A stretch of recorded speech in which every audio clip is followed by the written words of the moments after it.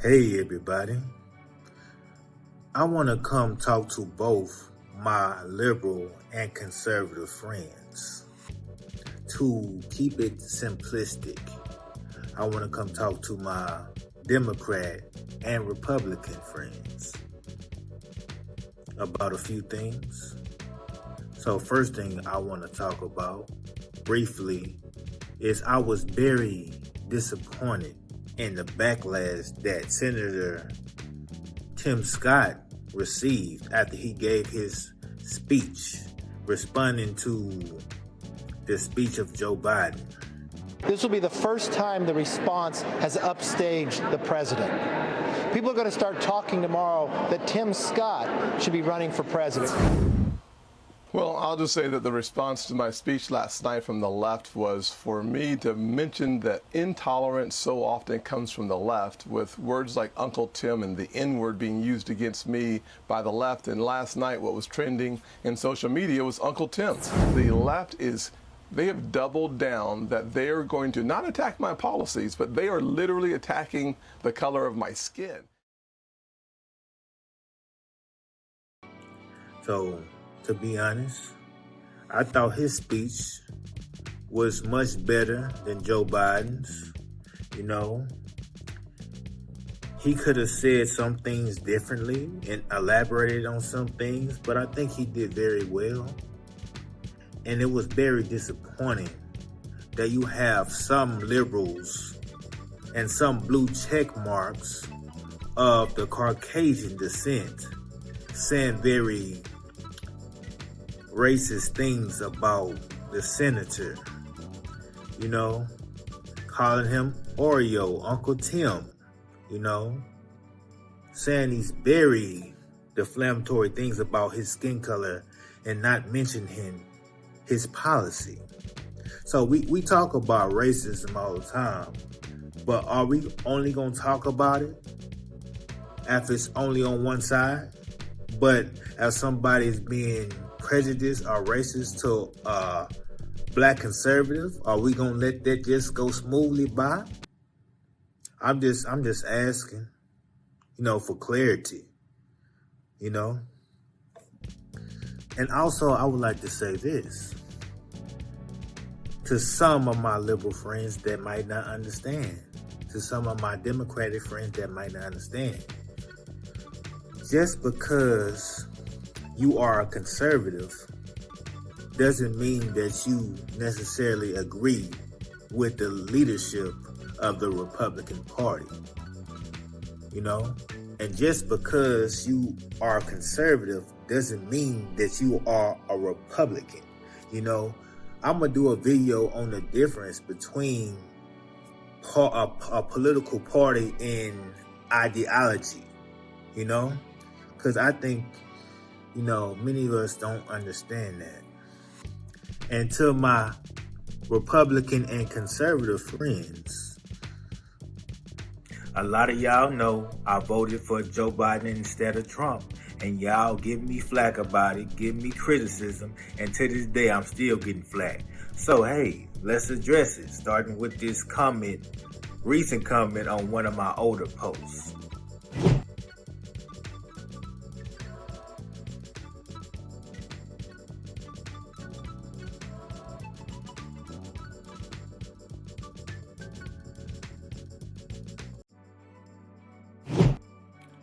So, let's address the things that conservatives and Republicans come at me with. First, it is the abortion issue. A lot of conservatives are Christian, and the abortion issue is very prevalent in their mind. But if we're gonna be real about it, and I don't support abortion, I don't. So, but if we're gonna be real about it, this abortion issue is all rhetoric. Because at the end of the day, if we want to do something about abortion in this country, we have to overturn Roe v. Wade. And that's going to take a Supreme Court case to do it. It's not going to take no laws to do it.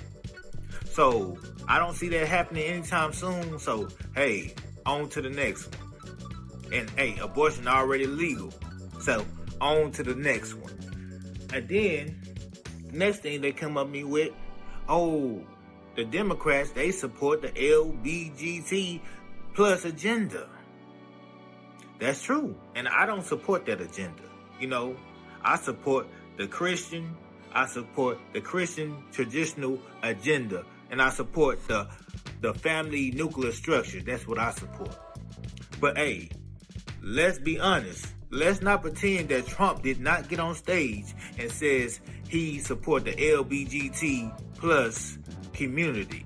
He said that. So, please, do not come at me with this moral high ground argument about Trump and about Joe Biden. Because soon as Trump supported that agenda, hey, you can't come at me with this high ground stuff, you know? However, let's go on to the things that people really can get me on. And I'm going to be honest. Let's go to that. So, the first fact that a lot of conservatives get me on is Joe Biden, crime bill Joe Biden. In the Bill Clinton administration, he pushed and passed the crime bill that sent a lot of black men to jail. That 1994 crime bill, it did contribute to mass incarceration in our country. That's facts. These interaction with police and all that, Joe Biden passed legislation that contribute to that right now. We talking about police brutality? Hey, Joe Biden had something to do with that. And that's why a lot of black men did not vote for Joe Biden. So a lot of people mad at black men because they voted for Trump. But hey, Trump ain't passed that bill. Joe Biden passed that bill. And then the number two thing. A lot of us who felt that Joe Biden would be a better choice, I just got to say, I feel played. I know some of y'all gonna say, I told you so, because, you know, Joe Biden presented himself as a moderate, as a middle road Democrat, and that's what his records show. He always been basically a moderate. He wasn't too progressive. But based on his speech, he came out sounding very socialist. He came out sounding a lot like Bernie Sanders. And a lot of us was not too pleased with this because we had hopes that he wouldn't go this far. So I know a lot of conservatives like, Corey, I told you so. But however, you know, looking back, I probably still wouldn't vote for Trump, might went third party. And a lot of people say, Corey, you vote on policy. Conservatives vote on policy. That's true. But when we vote, I also take other things into consideration. I take policy as number one, leadership as number two, and character as number three. I know a lot of conservatives say, man, we're not worried about character, we worried about economic issues. You know, a lot of us don't have jobs, we struggling. That's why we feel like Donald Trump will be better because he had a good economy. I understand all that. But however, let's play this clip. Donald Trump putting a new twist on his constant lie. This, 9:34 a.m. Eastern. The fraudulent presidential election of 2020 will be, from this day forth, known as the big lie. 53 minutes later, this tweet from Congresswoman Liz Cheney, the number 3 in the House Republican leadership. The 2020 presidential election was not stolen. Anyone who claims it was is spreading the big lie, turning their back on the rule of law and poisoning our democratic system. As we can see, after all this time, he is still pushing this lie. He is still saying that the election was stolen, the election was fraudulent. This man is still pushing this lie. And this is the type of thing that is very, very dangerous to our republic. You know, it shows that his leadership and his character is not what we need as a president. Because I believe that this lie is what was a contributing factor to the rebellion, because that's what I call it, on the Capitol, because he got these people out here feeling like the country is really being stolen, like they cheated them, and it's very dangerous. His policy might be good, but if he out here lying to people and causing them to feel like they need to go and do another American Revolution, that's not good. And me, I'm a hold Maxine Waters and Trump at the same standard. They both are guilty of incitement. So I just believe, regardless if you are liberal, conservative, Republican, or Democrat, hey, we gotta let truth come out and stop being so team oriented, because right is right and wrong is wrong. And that's why I appreciate Liz Cheney, because she put aside the politics and she told the truth. And she's going to suffer for it. She's already suffering for it, but she decided to put down the playing it safe and playing politics and to told the truth. So Liz Cheney, I appreciate you. And she's not afraid like these other politicians like Mitch McConnell.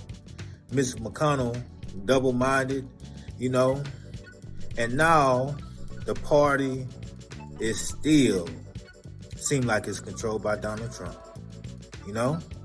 And just to be honest, most of the Republicans, they want to be done with Trump. But because Mitch McConnell, the leader, and other Republicans want to be double-minded, he's still controlling the party. So we're going to be doing more videos, and I just want to come out and say that, Please like, share, and subscribe to our YouTube channel. And remember to unplug and prosper. Y'all have a lovely day.